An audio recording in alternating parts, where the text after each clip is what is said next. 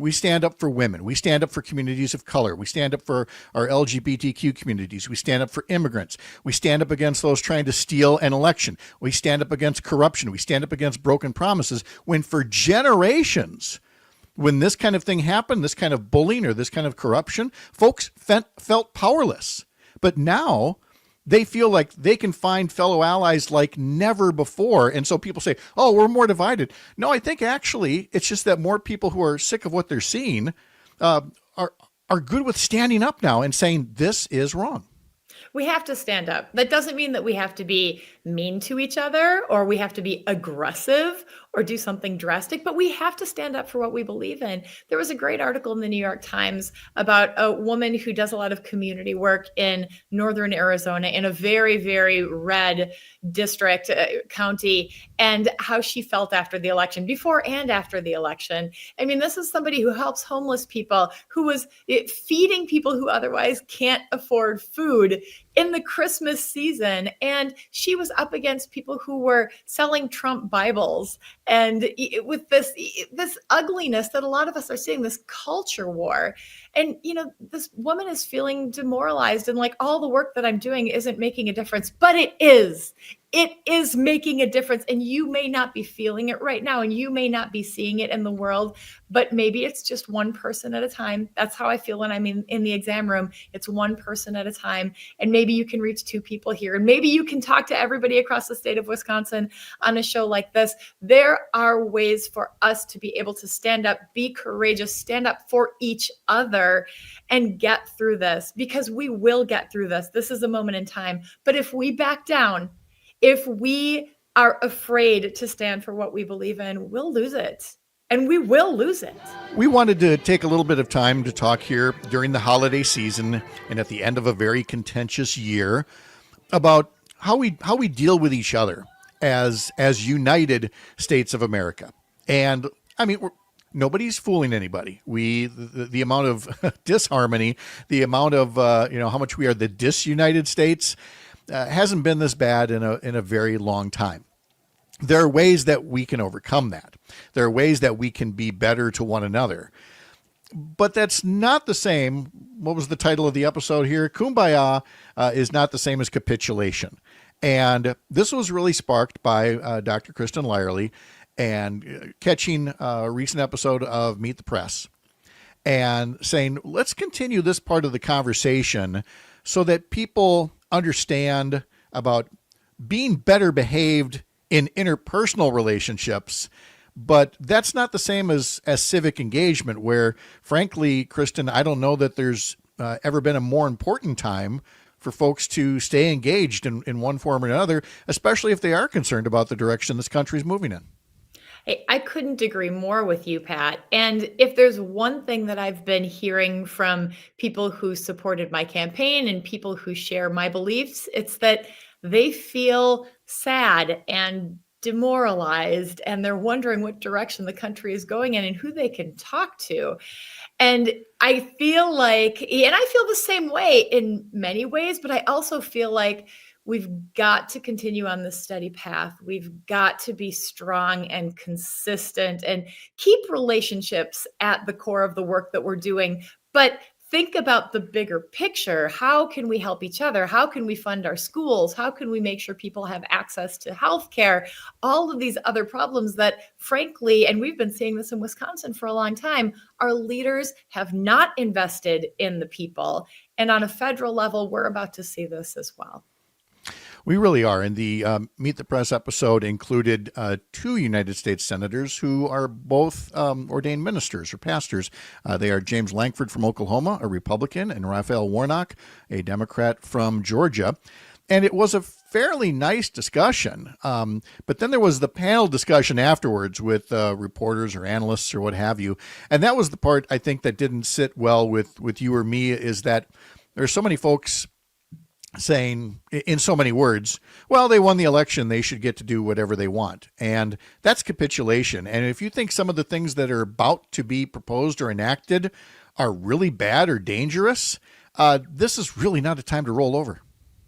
No, Please don't roll over. These are not normal times. My favorite part of that episode, and I did not like that episode at all because it identified the problem and then they tiptoed around the fact that we do not have leadership that is bringing us together. Doris Kearns Goodwin talked about it. If you're familiar with her, she is a presidential scholar. She's brilliant. She talked about how our country has been divided in the past. Thomas Jefferson, in his inaugural address, talked about we are not this party or that party. We are all Americans and we need to come together.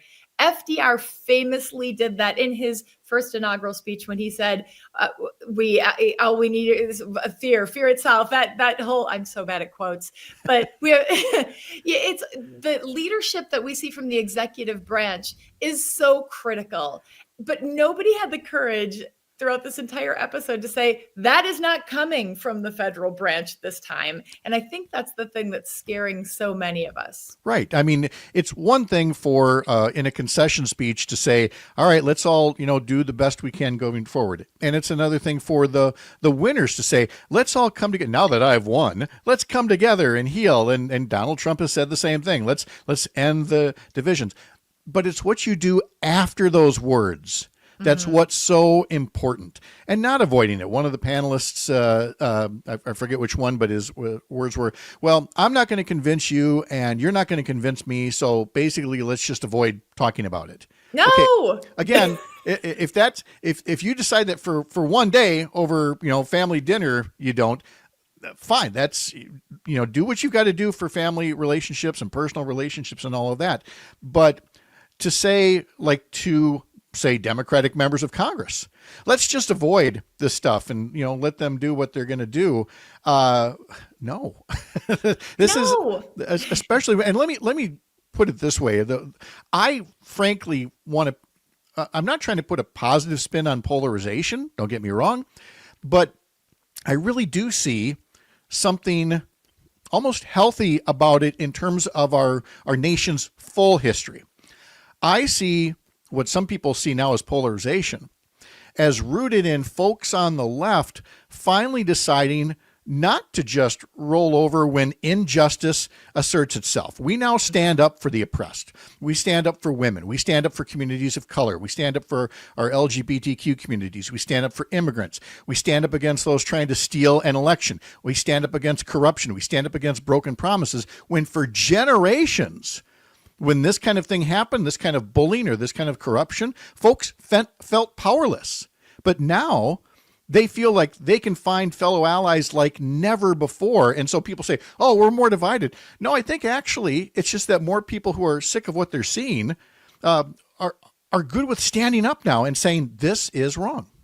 We have to stand up. That doesn't mean that we have to be mean to each other or we have to be aggressive or do something drastic, but we have to stand up for what we believe in. There was a great article in the New York Times about a woman who does a lot of community work in northern Arizona in a very, very red district, county, and how she felt after the election, before and after the election. I mean, this is somebody who helps homeless people, who was feeding people who otherwise can't afford food in the Christmas season. And she was up against people who were selling Trump Bibles. And with this ugliness that a lot of us are seeing, this culture war.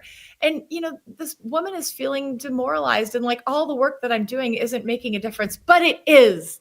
It is making a difference. And you may not be feeling it right now, and you may not be seeing it in the world, but maybe it's just one person at a time. That's how I feel when I'm in the exam room. It's one person at a time. And maybe you can reach two people here. And maybe you can talk to everybody across the state of Wisconsin on a show like this. There are ways for us to be able to stand up, be courageous, stand up for each other and get through this, because we will get through this. This is a moment in time. But if we back down, if we are afraid to stand for what we believe in, we'll lose it.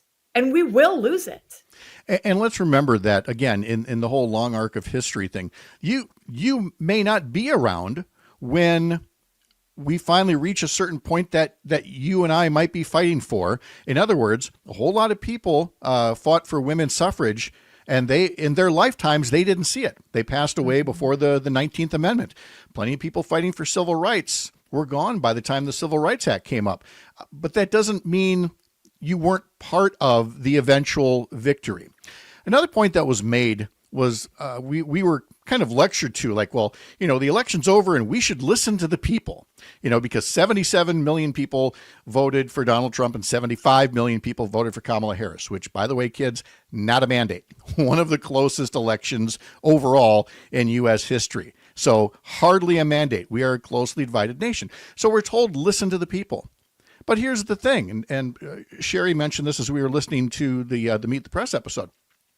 Part of the frustration and the polarization is that politicians aren't listening to people. It's not that we're supposed to listen to people who are anti-trans and somehow understand them. No, the people are overwhelmingly in favor of women having control over their own bodies. Yes. People are overwhelmingly in favor of basic gun safety measures. They're in favor of legal and reformed immigration. They're in favor of our public schools. They are in favor of democracy. And it's the fact that we have a group that's in control, thanks to a whole lot of corporate money in politics, by the way. They're the ones not listening to the people, Kristin. Mm-hmm. Yeah, you're completely right. And even just because somebody voted for Donald Trump doesn't mean that they voted for all the things that Trump stands for. And a great example is an interview that I saw recently with a farmer in South Dakota who runs a giant dairy farming outfit. And he was asked, what about these mass deportations? How is this going to affect your business? And he said, oh, that's not going to happen. I mean, this is the guy who voted for Trump. And Trump has obviously talked a lot about mass deportations, but the farmer said, well, Trump knows that that would shut down my business and then people wouldn't get food. So he's not going to do that. That was just a threat. So keep in mind that on an individual basis, all of those policy pieces, which are also in many ways culture war nuggets, people don't necessarily believe in all of those things. And if you go back to the issues and the values and the common ground that we share as individuals, we share so much more than the stuff that divides us. Yeah, I think it's going to be one of the great challenges of looking back at 2024 will be how did people say that Democrats were all waging culture wars and that they were all about representing, again, the trans community more than hardworking people, when the fact of the matter is it wasn't Democrats who brought these things up. It was Democrats pushing back against bullying, pushing back against discriminatory legislation. And in so doing, in responding to that hate and injustice, suddenly it was, oh, Democrats are only the party of all these various special interest groups. No, they were actually trying to stand up for everybody, having everybody treated with equality and justice, and then somehow got tagged as, that they led with these things. No, the culture war is very much being fought by people who don't necessarily believe in that cause, but it helps them win elections so that they can do the things they want to do, slash taxes for the very wealthy, get rid of, any regulations that they don't like. And that's what we're going to see going forward. We're not going to see nearly as much, culture war legislation. It's really look out for your pocketbooks, folks. And let's be very honest, the role of the media is incredibly significant. I had a TV problem in my hotel room the other day, so all I could get was Fox News, and I thought, hey, okay, I watch it from time to time. They could not stop talking about how Joe Biden's condition continues to deteriorate. And I thought, okay, there was this incident in Germany, and there's the continuing resolution that we're voting on. Like, there is real news that's happening in the world, and all they can talk about is Joe Biden's condition. These media channels that people are tuning into and believing, that's all they can see. That's all they know. There's a role here. All they know. And when that's all you get, then you end up putting weird stuff up on YouTube. Like this person here puts, how many acts of treason in capital letters is the Biden administration allowed to commit? To this person, please, for your own safety, change the channel. Change the channel. Well, and go ahead, Greg. How many have they said they've committed? Yeah, tell me more about that. Yeah, tell me more about this treason. Yes. Yeah. All this treason. but when that's all you've heard, so we're told, listen to the people. Well, the people who are getting fed misinformation, I'm not looking to hear them parrot back the misinformation that they're getting. I'm more interested in moving the needle. of public opinion, so that some folks get out of that misinformation bubble and actually hear the truth about the economy, the truth about standing up for democracy and against discrimination, the truth about who's actually creating jobs in this country and so forth. And so that's why I think it's so important for good people to run for office, for other good people to be, messengers out there in the media or elsewhere. We talked last week about community organizers and how they need to operate year round more than ever. And Kristin, the fact that you're off an election loss, you've lost 2 elections, I've lost 2 elections, and that we're still here doing this, isn't a vanity project. It's because these are the values that are always worth talking about and working toward. I am not in this to hold an elected position. No. If I get elected because that is the right thing, great. I am in this because I want to make a difference. I want to be effective. I want to use my talents to do the most good that I can do for people in the world. And if that means I'm helping other people win their elections, great. If that means I'm helping elected officials with information that they need so that they can make great decisions for the people, great. I don't care. I just want us all to be able to afford food and to be with the people we love and to be healthy and get an education, like all of those things that we should be able to have in the wealthiest country on earth. That's the objective here, not winning a culture war. No, not at all. And finally, Tony adds in, he wants to be part of the club. Greg, any interest in also losing 2 elections? I got elected to student council when I was in 6th grade. Then I bowed out for the rest. I'm like, I'm finishing on top, people. Undefeated. Yep, go out on top. More after this. You're up north.